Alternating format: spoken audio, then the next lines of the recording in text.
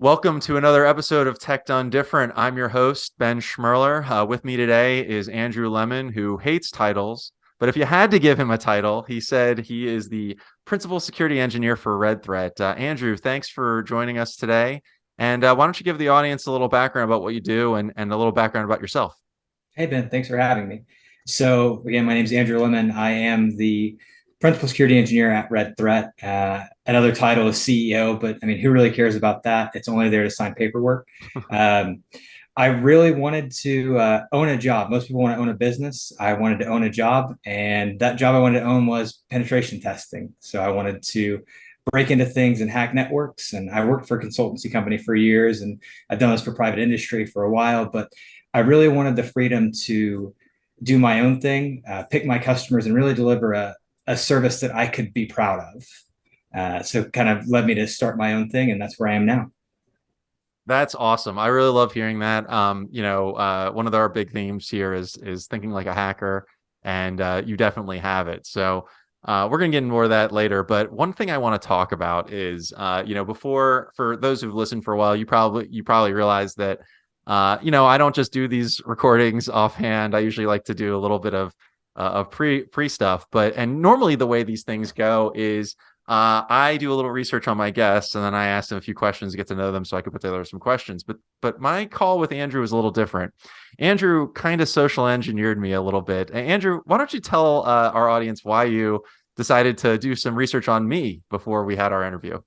Yeah, I think it's important to understand the people that you're going to be talking to, kind of get their background, make sure you don't walk into anything crazy. And just naturally for me, the second that I get someone's name, it's immediately a Google search. And then from there, it really depends on how it goes. So for Ben, I kind of looked to see what he did professionally and looked at some of his hobbies and saw he had a YouTube channel. I didn't go as far as sometimes I'll dig in and actually look for personal email addresses and maybe even leaked passwords to kind of get an understanding of where people come from and how they think. But yeah, social engineering has always been part of my business. So I always like to get an idea of who I'm talking to.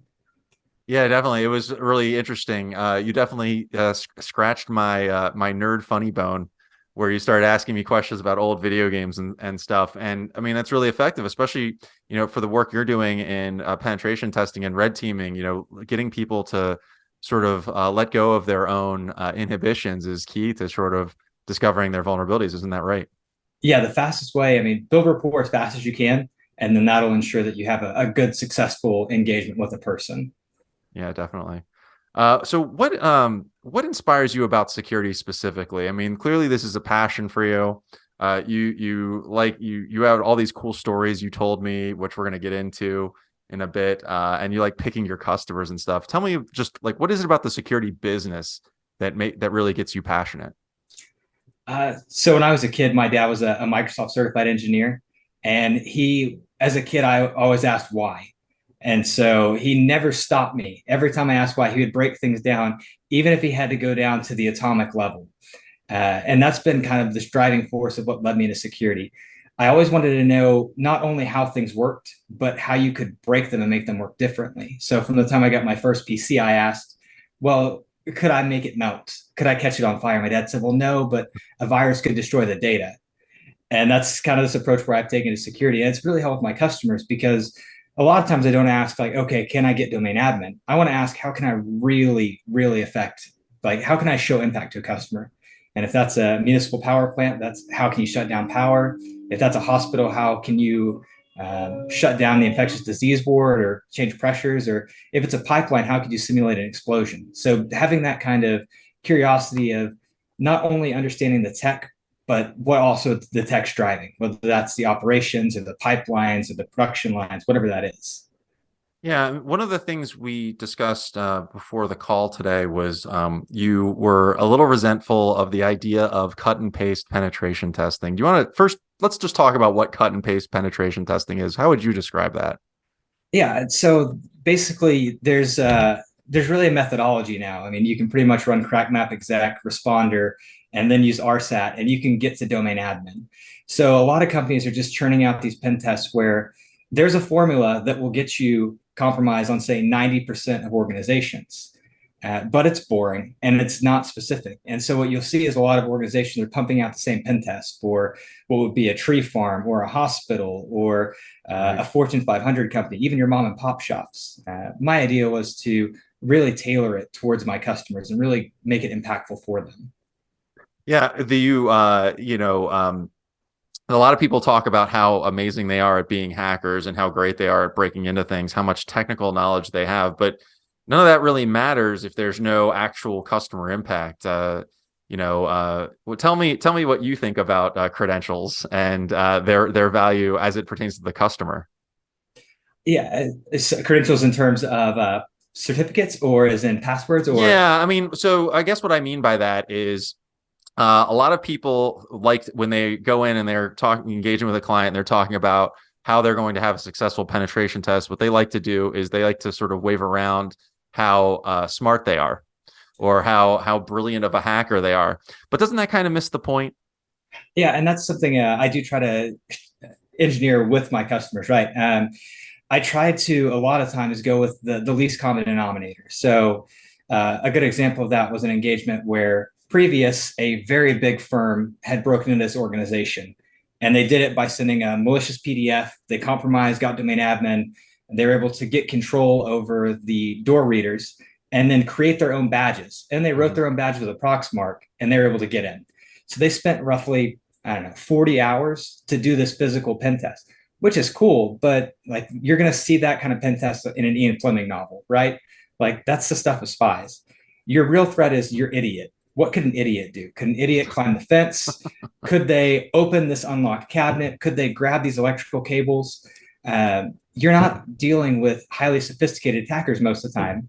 You're usually dealing with someone, say, if you're in an industrial setting, a copper thief, or someone who's just trying to get their hands on equipment, or in broadcast, even most of the time you get teenagers that are just trying to climb your transmission towers. You're not having people that are sending you malicious docs and pretending to be the pest control guy just to get in and climb your towers. Yeah, for sure. I mean, like it. We like to think of all these things that could be done. I mean, the reality is when it comes to security, that there's an unlimited amount of things that can be done to break into a system. It's really more about what's practical. You know, you have these assets that you have to protect, and what can you do to reasonably protect them that's actually a valid threat. Um, you can ask this to any company in the world. Yeah, and trust me, I love the James Bond stuff, and any customer that wants me to hack it in the coolest way possible, I love it. And when we go as far as attacking robotic guards and compromising thermal cameras, but at the end of the day, I like to get a base understanding of what the customer's actual threats are and try to model it as to what's relevant to them and not what's going to make a good story and make me happy. Yeah. So I want to ask you more of a philosophical question. So you're obviously very good at what you do. And I mentioned the idea of thinking like a hacker. To you, what would thinking like a hacker mean to you personally?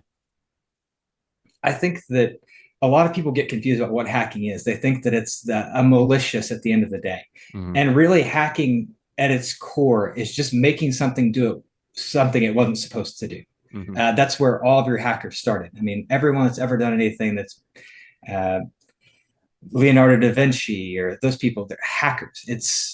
It doesn't have to be compromised. But I think that hacking at its core is understanding a system from A to B and saying, okay, I know if A plus B equals C, well, can I make it do anything else? Can I add A and D together and get E? Or it's being able to understand a system so fully that you can manipulate it to get a result that you want, or just that curiosity. And a lot of times the hacking has moved into that criminal curiosity. Yeah, I mean, when people think about hacking, there's definitely that negative connotation, and we try to avoid the visuals and such of the black hooded, shady person who's breaking into something from the outside, like in a very dark dank place. I mean, we're trying to demystify this, that there are actually hackers that are on your side. These are people who, if you're not testing it, if you're not looking at these things, if you're not trying to break a product, how do you really know if it's actually secure? How has it really been tested? So I think that's really important. So what do you think, in terms of if you were to add more hackers to your team, what makes a good hacker? Like what makes someone good at being a hacker? Ooh, uh, so I've done a lot of hiring for attackers and hackers. One thing is a lot of confidence. Yeah, I mean, traditionally, you want someone, especially if you're having to lie at gunpoint, you want to make sure that you're really good at lying. So I like people that really handle their pressure well. And I find that people that are uh, either don't are socially anxious that have developed sort of the masking. Those are the people that I like to hire, especially for the social engineering side. For the really. attacking, yes, absolutely. Especially people on the spectrum, or there are two really great people to hire for that for this the role of social engineer. People that have been in theater and people that are terrible with social situations and social anxiety because they have the most incredible mask.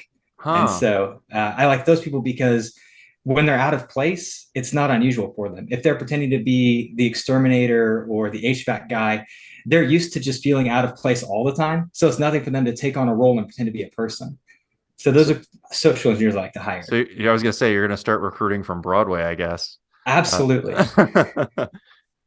you know, you, a lot of people have, I'm going to pivot a little bit. A lot of people have dreams of building huge companies, being the first to do something, maybe hiking, climbing Mount Everest, something like that. You told me your dream is to steal a baby. Please 100%. explain. Yeah, a few years ago I was at DEF CON, and in one of the talks, a gentleman mentioned that they had been engaged by a series of hospitals to test their security around their maternity ward. And so ever since then, a light bulb went off, and it was, oh my gosh, I could steal a baby. In his instance, they used a fake baby, but they put the bracelet on and everything. Everything would be treated as a code pink. Mm. The only difference here was there wasn't an actual tangible human life. But ever since hearing that, it has been one of my like three major goals in tech now that I just want that on my resume. And so if there are any listeners out there that want their hospital tested and they have the right to do it, I will give you the best deal on the planet. Yeah, we can, maybe, you're not into titles and stuff, but maybe if you successfully do that, it'll be principal security engineer and baby thief innovator, Yeah, Andrew Lemon. kidnapper. Yeah. Good kidnapper, ethical Right. kidnapper. Ethical kidnapping. That's great. Um, let's talk a little bit about comprehensive security. So, I've been very complimentary to you, but even when we were on our call, you sort of were talking about the idea that you have your expertise, that you like to do certain types of projects, that you have expert hacking skills in some areas, but perhaps and I hope you don't take this wrong way, but you're like not necessarily an AppSec guy, like maybe some of the people on my team are, and that's totally okay. So there's this perception that I notice, at least, I know this happens when I talk to family members where they say, "Oh, you're the security guy. You're the person who knows all this stuff about security. What do you think about this? What do you think about this?" And they could ask you questions from encryption to social engineering to network penetration testing to AppSec to whatever. Um, Tell me about what you think about this, and just in general how we need to take a different view about what security is and why it needs to be comprehensive. Yeah, I think it's important to, I mean, know your role and know what you're good at, right? I mean, someone that's lived in the space for 10 years now, I mean, I can do a web app pen test, I can do an application pen test. Do I want to do them? No, because I don't believe that I can deliver the level of perfectionism that I want, right? I really want to strive for perfectionism in everything I do. And I think a lot of companies get into a point where, oh yeah, we'll grab that. We'll take, we can do that. And yeah, well, of course you can deliver that. I mean, it's important to understand that as you broaden, you're losing depth, right? Yeah. So you could talk in depth about something, you may not be able to deliver the same level of expertise as a specialist. So while I can deliver a radio assessment, if you want someone to actually come in and do bug sweeps, you need someone that has a nonlinear junction scanner. So I think that it's important to understand when you need a professional or a specialist versus just a generalist. In the same way you have a general doctor you go to when you have a cold, but if you had a serious issue, you're going to go see an oncologist. Yeah. Just knowing when to step into that. Absolutely. Another thing I would say too is like there's perspective as well. Oftentimes when we're doing projects, you may have the same experience. we'll often take people with different backgrounds and put them together on a project. And the idea being that the perspective of one person who has a lot of experience, maybe with a particular product, might not be the same as somebody else who's looked at it from an entirely different angle with a different background. And we often find that we get the best experience out of it. Plus, I mean, you're learning stuff every day. I mean, the world of security is a world of change. Wouldn't you agree? Yeah, and I think that if you have a hammer, every problem looks like a nail, right? That old saying. So if you're a web app guy, if you go into a general pen test, you're going to fall back to what you know, and you're going to be attacking all their login portals, but you may not be attacking their windows, and vice versa. If you go into an organization, you may be working really hard on attacking their Windows and their Active Directory information, but maybe you're going to avoid their ERP system or any of their accounting systems, or even maybe their SCADA stuff because you're scared or you're not as comfortable with it as you are with the Windows side. Yeah, yeah. Well, in a couple minutes, I'm gonna tell everybody how they can find you and everything, give you an opportunity to let people see you. But before we do that, I want to give people a reason why they should start following you because you do a lot of cool projects. So first, my first question is, what makes a security project interesting to you particularly? Like what really we talked about the stealing a baby idea, but like what makes a nice meaty project for you to jump into? I mean, really, the core principle for me is always be looking for fun, always have Yeah. fun. So if there's enough of that struggle where you have to just stare at a problem and beat your head against the wall, I mean, the more I can struggle and the more difficult it is, the happier I am. But for me, it's really going to be what is the outcome, right? Is it a cool gadget I get to use? Is it worthwhile? And what is the purpose of, say, what I end up coming out with? Yeah. Well, tell us, tease the audience a little bit. If people went and looked you up on LinkedIn or something, tell us a little about some of the cooler projects you've worked on. You talked about the robot guards for a second. Maybe tease us with a little bit of that. Yeah, so a lot of companies are looking to replace things with automation. So I've been looking at the fun ways that you can manipulate automation. People have seen the prompt engineering for things like Chat GPT, but stepping into like, yeah, how can you break that? One cool thing you mentioned is robot guards, right?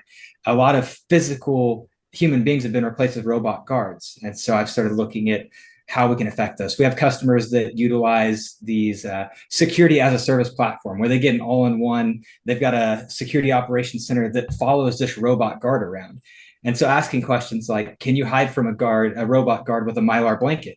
And the answer is yes, they can't see through Mylar blankets. Hmm. There was a good article about two United States Marines that were able to evade one of the robots by sneaking up on a cardboard box. I read Uh, that. or how do they react if you take a piece of rope and string it across at a 6 foot level, right? Yeah. Or even if you throw a tennis ball for a robot dog, will it chase it? Those are all things that I've kind of tested. And then some of my other projects have just been fun projects. So I met my wife doing card magic and being a magician. I was So hoping you bring this up. yeah, as part of like, a lot of people think that you can only deceive with your eyes and your voice. So a lot of card magicians will deceive with just the sight, right? But you can also deceive people with sound. So one of the projects I worked on was emulating the sounds of, say, a badge reader. So when you go to badge, you actually get a good solid beep. So when you tailgate behind someone, you can push the button, get a beep, and there's no question. That's kind of one of the fun projects I've worked on as well. Just having something that emulates that sound so I can deceive people not only with sound, but with sight. I've never really thought about it that way, that perhaps the little green light or something that appears when you swipe the badge or the little sound is in itself validating and reassuring, but it could be used against you, I suppose. Yeah, Um, that's if you're standing outside a door and they've set the request to exit sensor up wrong, you can just watch for the light on the reader to turn green and then open that door. And then you can use your fake badge and badge in and make the beep sound. So that's awesome. Well, before I give you an opportunity to tell people how to reach you, let's sort of wrap this up briefly. Somebody's listening to this, maybe they're getting into security for the first time, or they're trying to expand their knowledge, or maybe they just want to get better at something. I mean, what is your advice as someone who's a pretty bright guy who really learned a lot of these things himself? Like, where do we start? I think it's just curiosity to the point of just unbridled curiosity, right? You can never be content with I know enough or think you know enough. It is ingest new data all the time And not just that, but test your old data. And if you learn something new, don't get caught in your ways. So if a new product released on GitHub, try that out, see if it's better than what you've done in the past. Everyone's out here trying to actually sell you how to be a pen tester.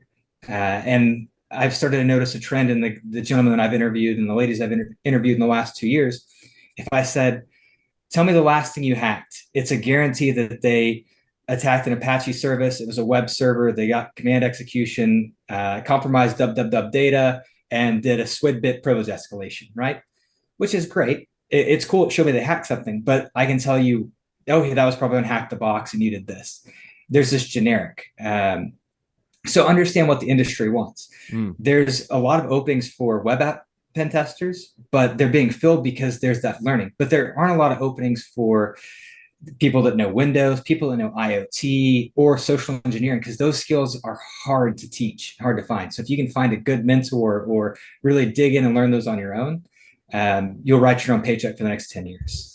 That's awesome. That's great advice, Andrew. Before we disconnect, why don't you tell our audience how we can reach you if they want to learn more or see some of the cool stuff you're doing? Yeah, you can find me on LinkedIn, Andrew Lemon. My link is Lemon It Up. You can find me as Lemon It Up on YouTube as well as LinkedIn. And then my company is Red Threat. So if you look up redthreatsec.com or find Red Threat on LinkedIn, we'd love to talk to you. Awesome. Well, thanks so much, Andrew. You've been a terrific guest. I really appreciate you joining us today. Thanks for having me. All right. See you later. See ya.